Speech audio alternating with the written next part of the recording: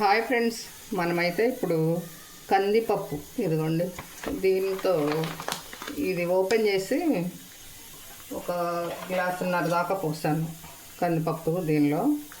అయితే ఒక టిప్పు కడిగేసిన తర్వాత వీడియో పెడితే బాగుంటుంది కదా అనిపించి మళ్ళీ వీడియో పెట్టబోతున్నానండి. ఒకసారి వంపాను దీన్ని, ఇలా బాగా కడిగి బాగా నలిపి బాగా ఇట్లా కడిగేసి ఉంచేసేయండి.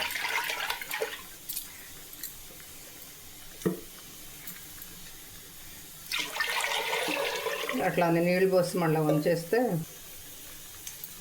వాళ్ళైతే వేసారో లేదో మనకు తెలియదు, కలర్ వేస్తున్నారు ఈ మధ్య పప్పుకే అంటున్నారు కదా. అందుకోసం ముందు 5 నిమిషాలు ఏమో నానబెట్టి ఒక ట్రిప్ కడిగి, రెండో ట్రిప్ ఏమో మళ్ళీ కడిగి, ఇది మూడో ట్రిప్ అన్నమాట. బాగా ఇలా పిసికేసి కడిగి వంచితే దీనికి ఉన్న పసుపు గుణం, అంటే పసుపు న్యాచురల్ టర్మరిక్ అయితే పర్లేదు, వాళ్ళు పసుపు పట్టదు కదా వీటికి కలర్, ఏదో ఒక ఫుడ్ కలర్సో ఏదో వాల్యూ లేని కలర్స్ వేసి అమ్ముతారని అంటారు కదా. కానీ దీనికి ఏమో అలా రాలేదు, అది ఆ కంపెనీ ప్యాకెట్ కదా, వాళ్ళ కంపెనీ వాళ్ళు అయితే అలా చేయరు కదా. అందుకోసం ఇంకా ఓసారి వంచేసి టమాటో పప్పు చేసుకుందాం. అయితే మనం ఈ గ్లాస్ వేసాం కాబట్టి ఈ గ్లాస్తో గ్లాసున్నర నీళ్ళు వేస్తే ముద్దపప్పు, 2 గ్లాసులు అయితే పప్పుచారుకు కానీ తాలింపప్పు కానీ వేసుకోవడం బెటరు.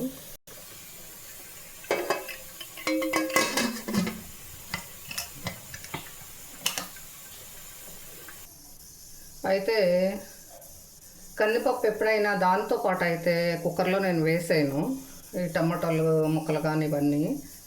ఒక విజిల్ రానిచ్చి తర్వాత ఈ టమాటా ముక్కలు వేస్తాను. ఇప్పుడు మనం ఇంకా టమాటాలు కట్ చేసుకుని పప్పులో వేద్దాం. ఈరోజు ఏంటో చంద్ర గుర్తొచ్చాడు. చంద్ర, టమాటోలు ఇక్కడైతే మంచి దొరుకుతున్నాయి అన్నావు కదా, ఇవైతే మాత్రం మనకి రవి తెచ్చి ఇచ్చినాయి అంతే, ఇక్కడ ఇళ్ళంటే కొన్నవి కాదు. ఈ టమాటో పప్పు కాబట్టి టమాటాలు ఎక్కువ వేద్దామండి. చింతపండు ఏమో ఏదో కొంచెం స్మెల్ కోసమే, ఆ చింతపండుతో కలిపిన ఫ్లేవర్ చాలా బాగుంటుంది కదా పప్పు చింతపండు ఇవి ఉడికేటప్పుడు, అందుకోసం కొంచెం చింతపండు వేద్దాం. ఇంకా టమాటాలు కూడా బాగా శుభ్రంగా 2-3 సార్లు కడగడం.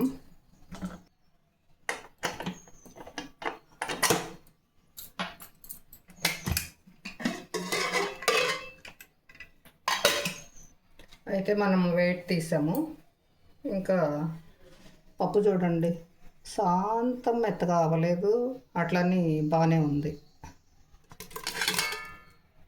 ఇది ఇప్పుడు ఇంకొకసారి కుక్కర్ పెట్టి ఇప్పుడు ఒక 2 విజిల్స్ ఆర్ 3 విజిల్స్ రానిస్తే పప్పు ఎక్సలెంట్గా ఉంటుందండి. ఇంకా చింతపండు ఏమో నానబెట్టి ఉంచుకోవటం కుక్కర్ అయిపోయేలోపు. మనం మళ్ళీ కుక్కర్ పెట్టేసి అయిపోతున్నాం.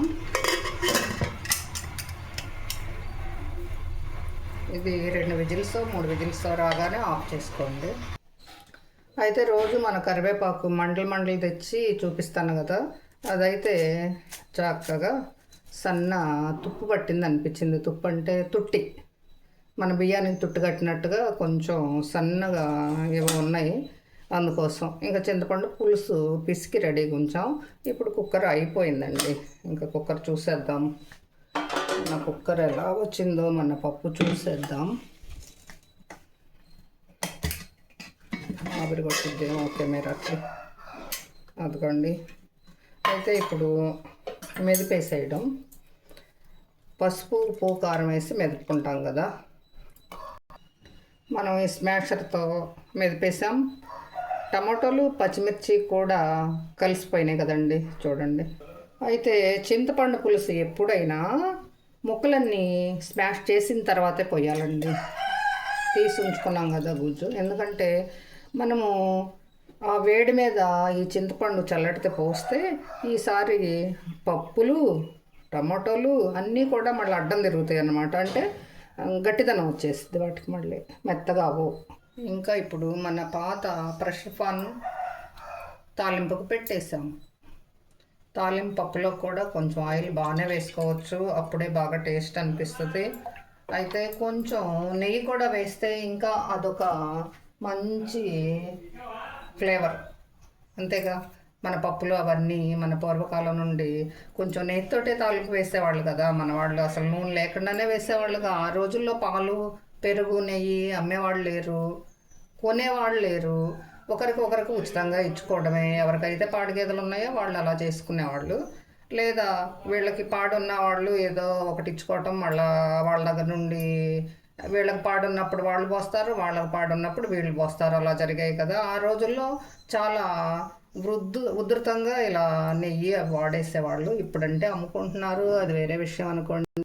మనం అయితే మన జిఆర్బి నెయ్యి వేస్తున్నాం.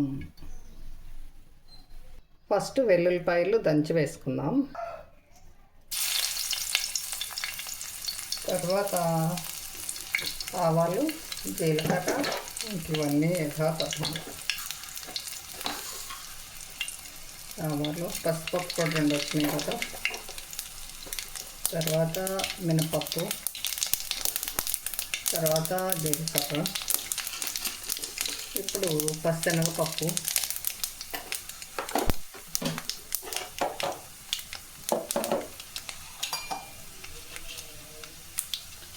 ఇంకా తర్వాత ఇంగువ అండి. పప్పులోకి ప్రధానంగా చింతపండు తగిలిన, టమాటోలు తగిలిన, ఈ ఇంగువ తగిలితే మంచి మధురంగా వస్తుంది కదా కూర రుచి. ఇంక ఇప్పుడు ఎండుమిర్చి అయిపోతున్నాను. ఇది ఫ్రెష్ పాన్ కాబట్టి ఇది హైలో పెట్టినా మరి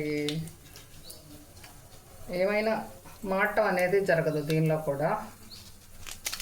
ఎందుకంటే మరి కుక్కర్స్కి అలాంటి ఏదో విమానాలకు తయారు చేసే మెటీరియల్తో కుక్కర్స్ తయారు చేస్తారు కదా. ఇదైతే ప్రెస్టీజ్ ప్రెషర్ పాను. ఏదో 35 ఏళ్ళు, మా పెళ్ళి అయ్యి 40 ఏళ్ళు నిన్నటితో. ఆ టైంలో అమ్మ తీసుకొచ్చి ఇచ్చింది. మరి 40 ఏళ్ళ సర్వీస్ది మాత్రం ఉంది అంతే. కాబట్టి బాగానే ఉంది. మాట మాత్రం మాడదండి. ఏమన్నా మనం అయితే కంచులో అయితే మాడకుండా ఉంటుందంటండి. ఇంకా కంచు పాత్ర ఇంతది కొనాలంటే 10,000 పైనే ఉంది. ఇప్పుడు ఇంకా కరివేపాకు వేయబోతున్నాను. కరివేపాకు వేసేటప్పుడు కెమెరా పైకి తీస్తాను, లేకపోతే కెమెరా మీద పడి డ్యామేజ్ అయ్యే అవకాశం ఉంది. అదండి, చల్లబడింది. మనం కరివేపాకు వేసేసాము. ఇంకా ఇది పప్పులో పోసేయడం, ఎగరేయడం.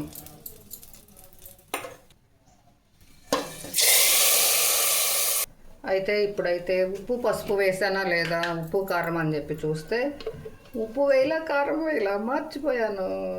అందుకనే కారం ఇప్పుడు వేస్తాను. పసుపు అయితే ఇప్పుడు వేసుకోకూడదండి. ఎప్పుడైనా మీరు మర్చిపోయినప్పుడు పసుపు అయితే ఆఖరిలో మాత్రం అస్సలు వేయొద్దు. ఉడికేటప్పుడు కానీ సగంలో కానీ పసుపు వేసుకోవటం బెటర్ ఆప్షను. మరి మీ అందరికీ వంటలు వచ్చినా, ఇవన్నీ వండటం వచ్చినా, చిన్న వయసు వాళ్ళు ఉంటారు కదా ఎవరో ఒకళ్ళు, ఏదో నాలాంటి తలతిక్కోళ్ళు, ఇలాగే అదొకసారి వేసేవాళ్ళు అనమాట. అంటే ఎక్స్పర్ట్లు కాదు, నాలాంటి వాళ్ళు నేర్చుకోవడానికి పనికి వస్తుందని నేను చేస్తున్నాను. నా కోసం ప్లస్ మీకోసం అంతే. చూడండి, అయిపోయిందండి పప్పు. ఇంకొంచెం ఎగిరితే పప్పు పని అయిపోతుంది. అది మేమైతే పప్పు పూరీలోకి కానీ చపాతీలోకి కానీ వాడుకుంటాం, అన్నంలోకి. ఇలా 2 విధాలుగా చేసేస్తామండి పప్పుది మాత్రం.